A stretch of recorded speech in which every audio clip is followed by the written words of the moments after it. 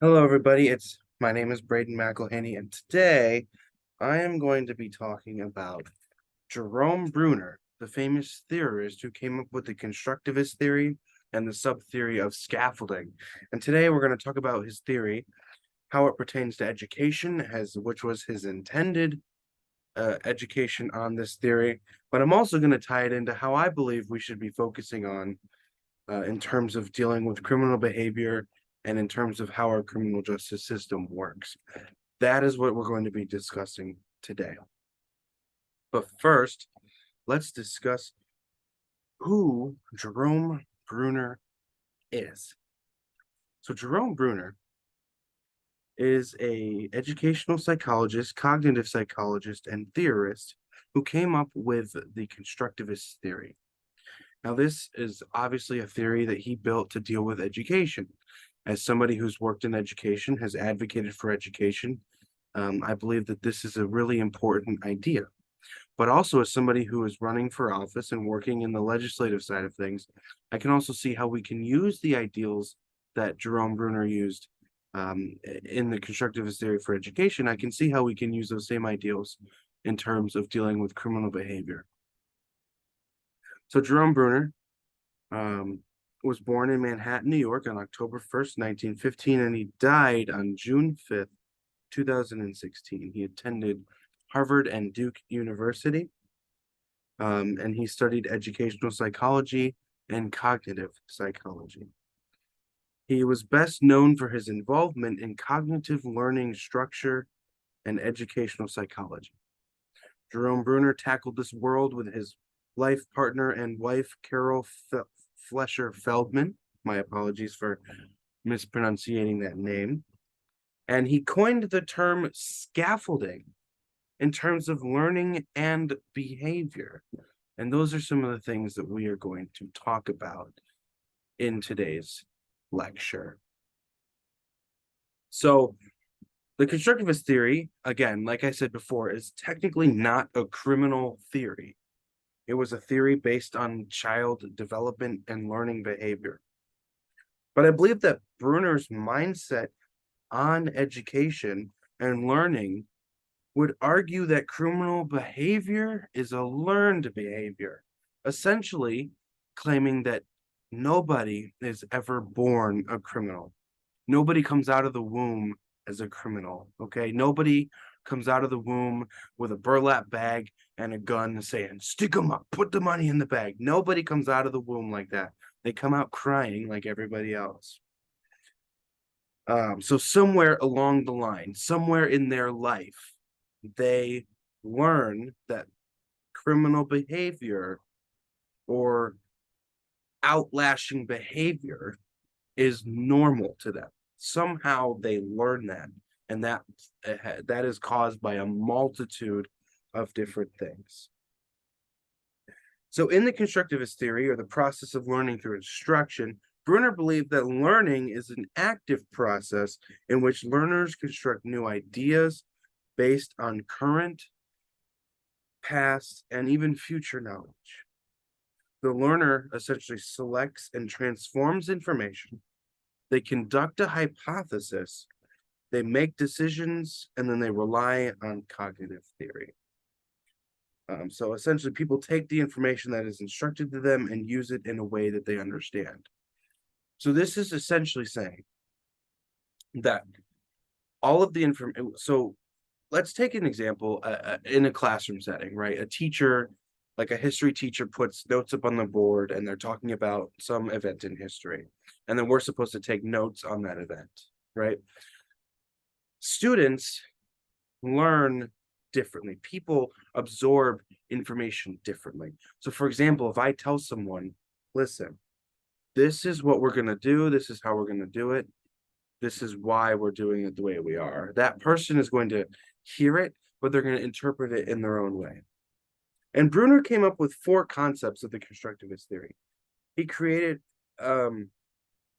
these were created again for in the classroom, but I'm also going to tie these into how the criminal justice system would handle it. So Bruner's four concepts of constructivism is one, predisposition towards learning. Number two, the ways in which a body of knowledge can be structured so it can be most readily grasped by the learner. Number three, the most effective sequence in which to present material. And number four, the nature and pacing of rewards and punishment. These are all great methods for instruction, but they're also great ideas for criminal behavior. For example, let's go back to predisposition. So again, we talk about how criminal behavior is not a born behavior. You are not born a criminal. However, we are born certain things. For example, you could be predisposed African American. You could be predisposed male. You could be predisposed female. But more complexly, we could also be predisposed type A people. We could be predisposed visual learners. We could be predisposed textual learners. So we have predisposed uniqueness to us. We have predisposed ways in which we perform material. But we also have societally impacted behavior that we adopt through along the way. And these two things coming together are going to fit into this first concept. Concept number two ways in which a body of knowledge can be structured is so that it can be readily grasped by the learners. For example, a teacher has to understand the fact that people have predisposed learning styles, predisposed ways of doing things, predisposed family structure, predisposed cultural sensitivity. So teachers have to understand the diversity of the audience that they're teaching. So, for example, as a teacher, right, you're teaching a lesson, all right, you're taking notes. That's going to help the people that learn best listening and taking notes, reading out of a text. But teachers may also implement writing assignments when somebody learns better through writing. They might also have time where you work as a group and do group projects, or somebody who works great in a group. And also somebody doing projects as hands-on work. That's a way to learn what you need to do, learn what you need to know, and also do it in a way that that specific person is best at. Some people can't sit there and listen to a teacher talk and take some notes and then fill in a bubble on a test. That is what teachers should be teaching in their classroom. And that's how they structure knowledge so that it can be readily grasped by any type of learner. Number three, the most effective sequence in which to present the material. Again, so when you do that, you're also identifying which students grasp what type of information in what way. So you're making sure that you are sequencing that material, but also teaching is a sequence of learning in and of itself. When you come in the first day, you lay out all the procedures, you lay out the game plan for the entire year, you kind of set the foundation. Okay. Same thing with early learning. When they're learning their shapes, their colors, they're not hitting their friends, they're washing their hands after they use the bathroom. These are all creating a foundation of learning. Going back to the first example, a teacher in the beginning of the year, say we're talking about a 9th grade English class, right? The teacher at the beginning can explain what they're going to go throughout the year. They're going to explain the rules, explain how assignments are turned in, explain how they're going to find the rubric, explain where they're going to find the materials and resources for their assignments. Then for the first couple months, the teacher is going to be with them, instructing them, guiding them through everything, being very specific on exactly how things are going to be turned in and what exactly he or she is looking for in the essays that these students are submitting. Come the middle of the year, the teacher's not going to be as specific. They're going to expect you to have grasped the structure of the class. So you know that every second Friday, you're going to have a new paper due. You're going to also know by that time where you're going to find the chapters for the book that you're reading. You also know exactly where you're going to click to submit your photo, your essay. You know exactly how to upload your file from your computer into the Dropbox. These are things that the teacher no longer has to explain. Then, once you're independently working, independently learning, then it comes time to add to that second layer of the process, which is putting forward your knowledge and proving that you've learned along the way. And that's what we call testing. Now, whether or not you agree with the idea of testing, I personally think that standardized testing is a joke, but obviously, this is the system we have. And this comes to the point now, and towards the end of the year, the last couple months of the year, where the teacher now has to use what their students have learned and use the guidance they've given them and try to transition them into the part where they now become the teacher for themselves. And they now have to problem solve and identify all those things they learned and put it on paper. And then after that test is done, their students have completed the final step and it's time to leave the nest. That is the sequence in which to present material. Number 4, nature and pacing of rewards and punishments. For example, I was an early learning childcare provider. I worked in a preschool pre-K setting teaching students. And one of the things that we would do is present rewards for kids for certain behavior, but also relay the consequences of certain behavior. For example, I would tell my students, all right, my friends, if we're on our best behavior today, Mr. Braden doesn't have to remind you of the rules. We are quiet during quiet time. We're listening and paying attention during circle time. We're not throwing food at the lunch table. We all lay down for nap time. When we all wake up, Mr. Braden's going to give you some candy and a sticker at the end of the day, but only if we're on our best behavior. That is pacing reward for students, incentive for them to portray a certain type of behavior. In that situation, the certain type of behavior that I'm talking about is kind behavior, listening to the rules, following the classroom structure, being nice to our other classmates. Once those are done, I reward them with their candy and their sticker. However, using another example, real life example. All right, my friends, if we can't learn to keep our hands to ourselves on the playground, then we're not going to go to the playground at all for the rest of the week. That means no more playground for the rest of the week if we aren't able to be be kind to our friends and keep our hands to ourselves. That is ensuing punishment, or excuse me, pacing punishment or pacing consequences of the behavior that we're seeing that we aren't looking for.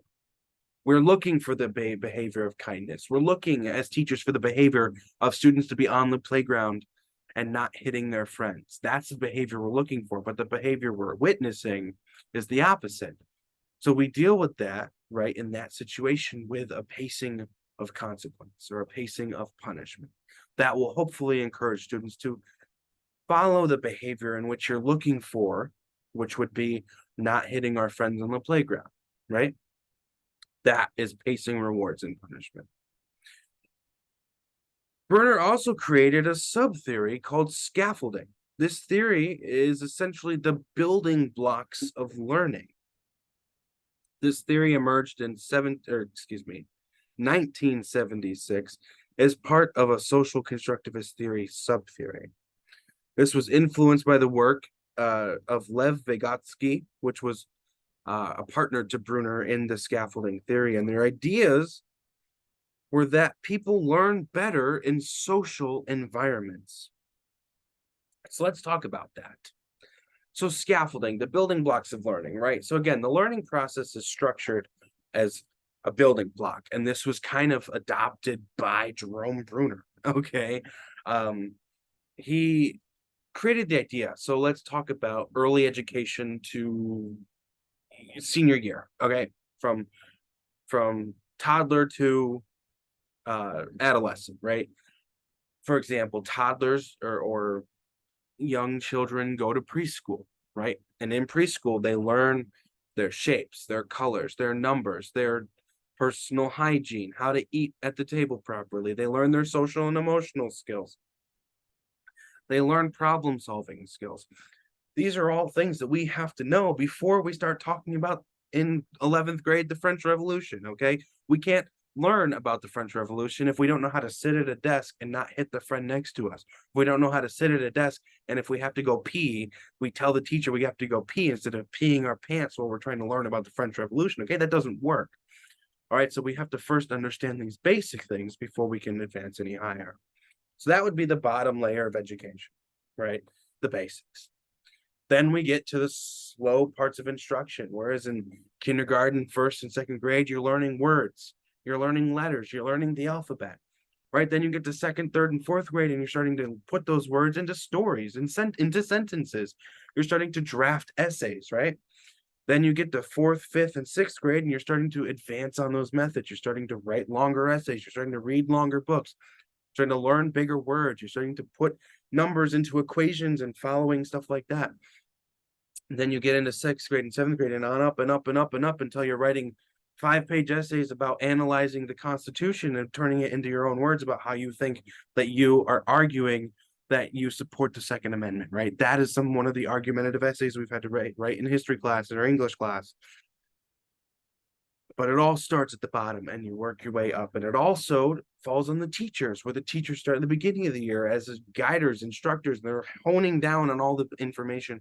But then by the end of the year, they're like, you're ready to fly from the nest, man. You put all of what I've taught you into practice and you pass that Regents exam, you pass that state exam, and you move on to the next grade. That is what a teacher's goal is at the end of the year, because they are scaffolding. They are scaffolding the learning process. They are scaffolding an education. That is exactly what Jerome Bruner had in mind. They also agree that people learn through interaction with others. So social and emotional skills also impact their education. For example, home life affects education. I know sometimes schools think that statistics are what matters, that if you score higher on a test, you are a smarter student. But in reality, if I saw a student who their parents were druggies, their parents were never home or never cognitive enough to take care of them, and you have an older brother taking care of 4 younger siblings, while also just scraping by, barely making merit roll at school, barely handing in homework assignments, but I would argue that that kid is super smart, super intelligent, because he is taking on a role that most of us don't take on into our late adulthood. But he's taking that on not as a parent, but as a child trying to go to school. All right. Or somebody who may score a 65 on a test, barely passing on a test, but when they go home, they can build a house. They can fix their brother's bike by hand. They can weld together a piece of a bike frame so that their parents don't have to pay for their younger child to get a new bike. Okay, that is also intelligence, and all of these things build upon each other as students go through the process of not only growing up, but also the process of education. And that's what Jerome and Lev Vygotsky had in store. That's what they had in mind when they drafted the scaffolding theory. They also talked about, in the words of Bruner and Vygotsky, they believe that people learn more and more as they become instructed to do more in the context of learning. So young people listen to what their superiors are telling them. That's why it's important for teachers to understand the law of scaffolding so that they're building up their process of education properly. Although Jerome was not a criminal theorist, again, as we've stated, based on his thoughts regarding education, Bruner would believe, in my mind, that criminal behavior is also a learned trait and that nobody comes out the womb a criminal. And the constructivist theory includes learned behavior. So let's interpret that learned behavior into criminal behavior. Crimes are learned behavior, and so are actions of crime. All of these are learned. And crimes include, and for example, crimes, right? Robbery, sexual assault, domestic violence, assault and battery, petty larceny, loitering, littering, all these things are crimes, right? And the constructivist theory involves learning what somebody is taught. So, learning what somebody is taught. Criminal behavior is also learned, same thing as the process of education. So what I'm trying to say, okay, is we all have an idea of what we believe is right and what is wrong. But that version of what's right and what's wrong is different for everyone, unfortunately. So using Bruner's four concepts of constructivism, Bruner's educational aspect of constructionism can explain what his view on criminal constructivism would be. For example, let's go back to his first concept, predisposition, right? Predisposition towards learning explains how people act in a particular way based on how they were born or based on how they were brought up. All right. So, for example, if you live in a family that drinking and shooting up heroin is normal, then, and that's a frequent occurrence at your house, then it's likely, unfortunately, it's likely that that child will also develop some of that behavior. For example, when I came home from school every day, the rule was that I had to do the dishes, do my homework, watch or eat dinner, and then I could watch TV. So then when I got older, when I come home from work, I make sure I tidy up, do the dishes, put everything away, make dinner, and then I have me time. I've still adopted that into my personal life. But when you have somebody who grows up in a home where when you come home, you have to help protect mom from dad who's got outraged and has a big wooden spoon that's coming after you, then that trauma, that behavior could follow through into that child's adulthood.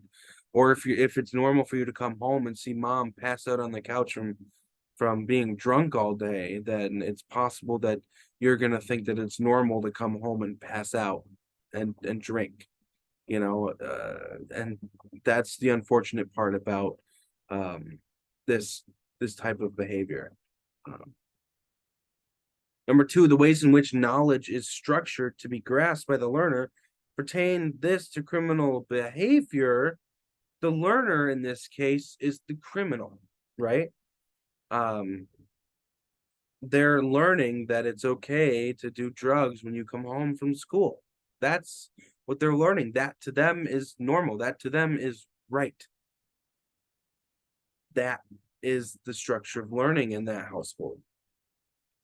Then because the knowledge again of family members, the behavior of family members is going to introduce behavior to that child, that youth, that adolescent, that student, whatever you want to talk about. Number three, the most effective sequence in which to present material typically explains what the parents learn as children will pass on to them as parents, which will then pass on to their children, which they will then pass on as parents. Which is why we have to be super careful.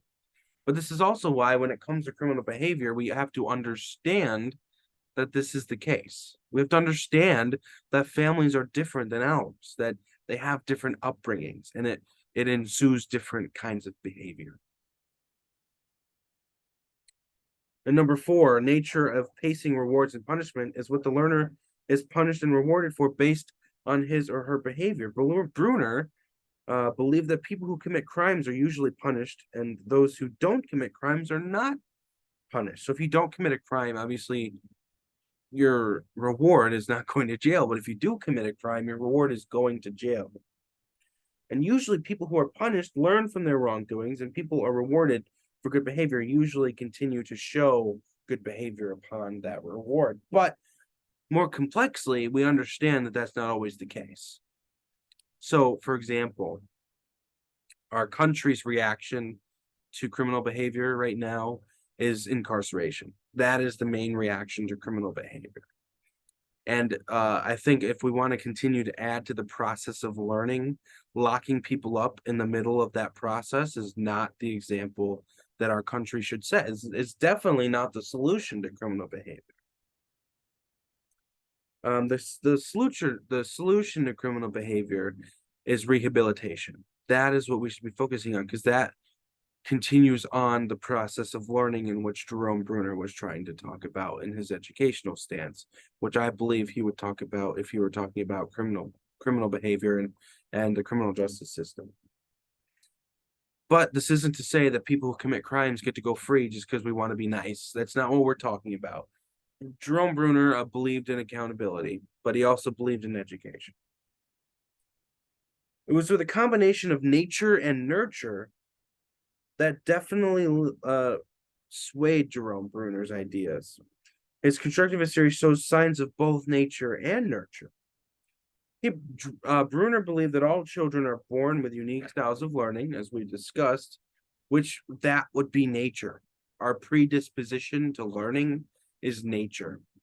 That's the nature. Bruner also believed that effective teaching methods and the use of constructivist theory and constructivism and scaffolding can improve a child's learning and avoid criminal behavior. This would be nurture. Nurturing a child to adapt certain ideals is essentially Jerome Bruner's entire theory. When it comes to restorative justice versus punitive justice in our country, in terms of punishment, both in the criminal justice field and in the educational field, I believe that Bruner would be a huge advocate for restorative justice. Restorative justice meaning rehabilitation in my examples, and punitive justice meaning lock them up, just punish them for the crime, simple as that.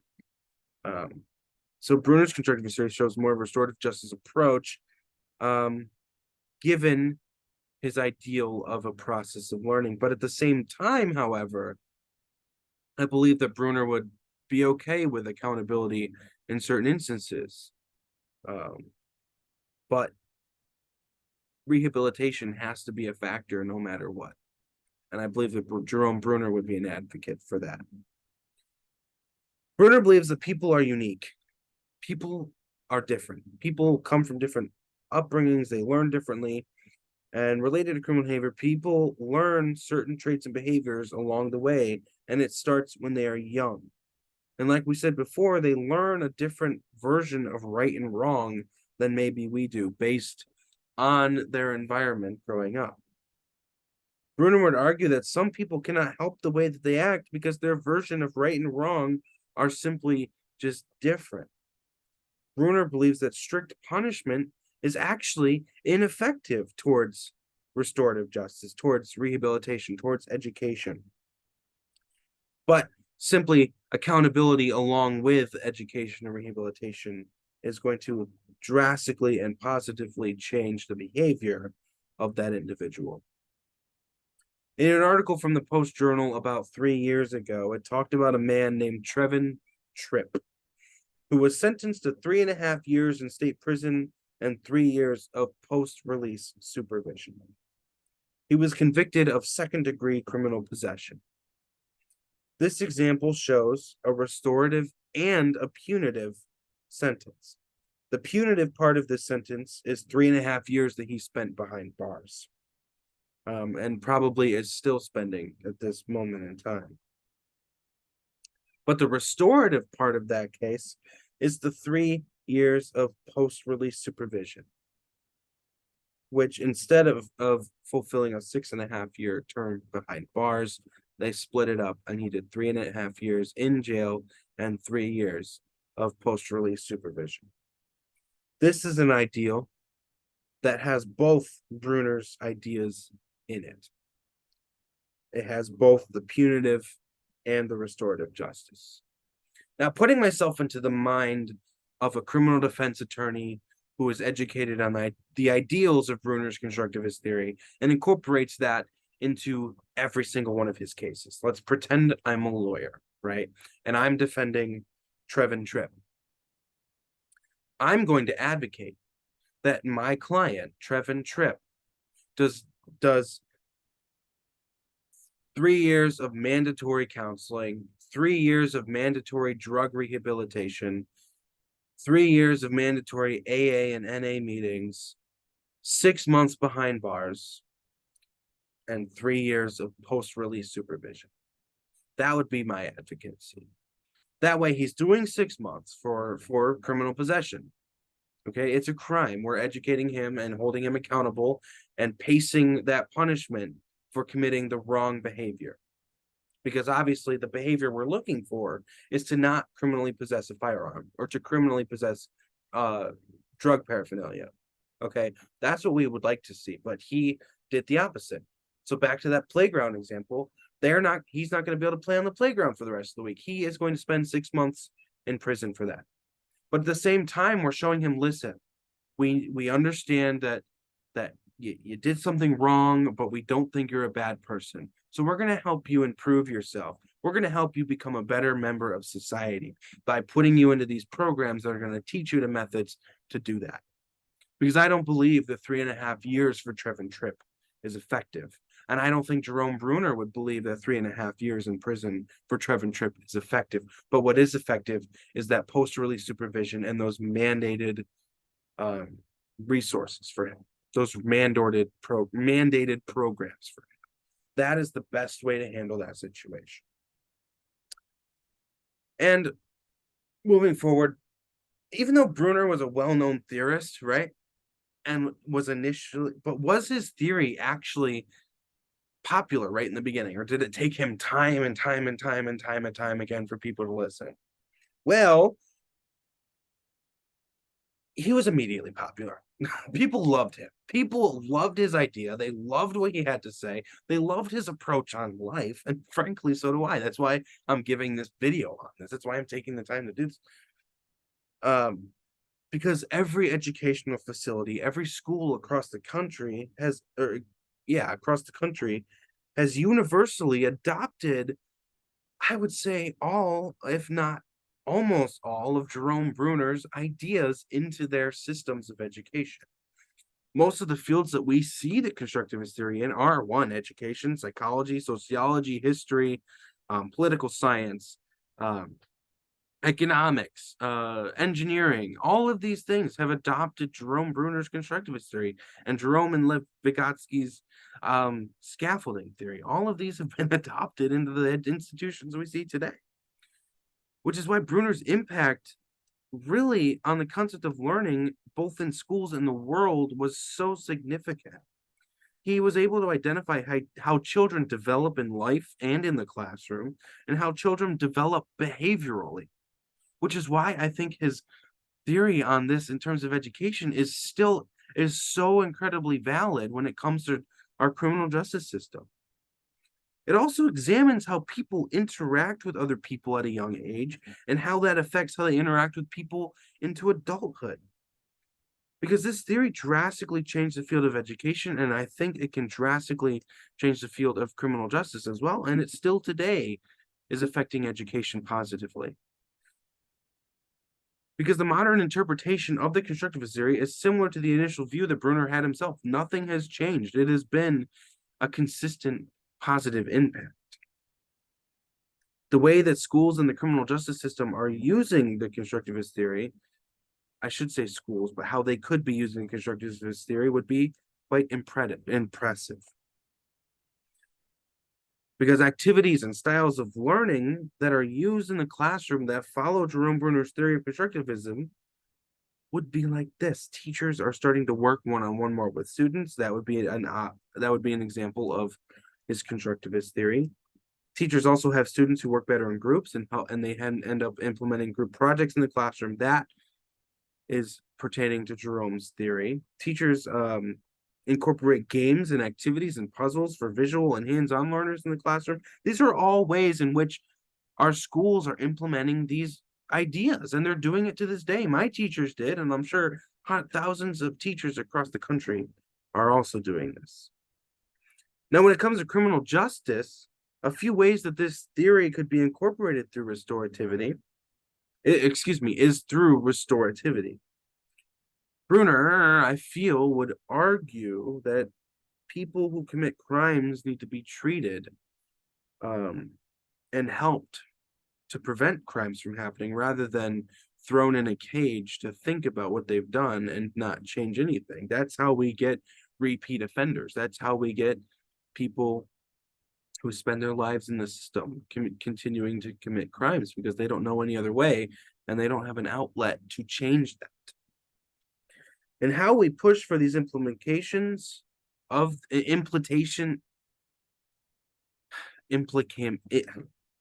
how we are going to put this into action and how we're going to incorporate this and implement this into society and into the criminal justice system is through one word, rehabilitation. That is how we are going to implement Jerome Bruner's theory into the criminal justice system and frankly solve the crisis of mass incarceration in America is through rehabilitation, post-release supervision, mandatory psychological help, mandatory drug rehab, and things like that. That is how we are going to treat people, and that is how we are going to limit criminal behavior is through reversing that behavior and implicating what the correct behavior would be, given the understanding that people initially develop a different version of right versus wrong. If we want to truly limit behavior, we need to truly educate people on the current legal ramifications and the current legal understanding of what right and wrong is. Because that is what matters right now. It doesn't matter what they're now, I think it does matter, but in terms of the eyes of a court, in terms of the eyes of the legal system, it doesn't matter what their version of right and wrong is. It matters what the penal law says. It matters what the criminal court says. Okay, so we have to train them to follow the behavior that the court says so that they don't end up back in the system. But in doing so, arguably, that's going to drastically limit criminal behavior. That's going to drastically help with crime, help with sustainability in our communities. And with with every theory, right, there's criticisms. And there's also constant research being researched to keep updating this theory. And right now, there still is some ongoing research to the theory to improve it. And it's being implemented and researched in classrooms all over the world. Because we start to see colleges are now implementing learning in the constructivist theory in their classrooms. High schools are starting to incorporate this in their classrooms, but so are other facilities that educate or portray information. We're also seeing it in the psychology, sociology, economics, government, history, education, all of these fields. We're seeing them implementing his constructivist theory. But this theory is, again, not talked about crime. That's why I'm here. But learning both in school and out of school can affect criminal behavior.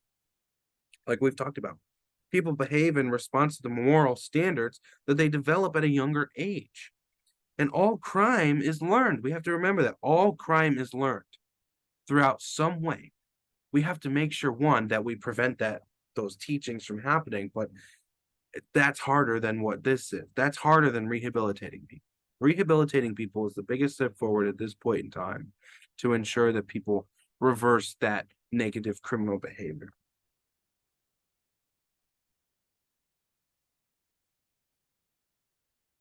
And I think that there needs to be more research on how Jerome Bruner's theory could affect criminal behavior, and that's kind of where I fall in. Even though I'm definitely not a big name, I'm definitely not an expert on everything, but I do believe that Jerome Bruner has a point, and I think that we can use his ideas to incorporate our process of dealing with criminal behavior in a legal setting. Now, even though Bruner didn't have a big impact on the criminal justice field, he did have a pretty big impact on behavior and development. He had a huge impact in the fields of psychology, education, sociology, and his influence is important because he understands and respects people's backgrounds. He indicated that right and wrong is determined differently and to different people. And he was talking about the effects both of punitive and restorative justice, taking the side of restorative justice. Because he believes that people both learn differently academically. And that's why I believe that he would also believe that people develop different norms criminally as well.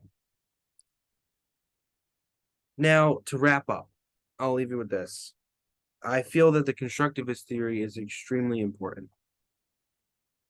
It's extremely important, not only to education. We need to continue this in education. It's important to the world, but specifically important to criminal behavior.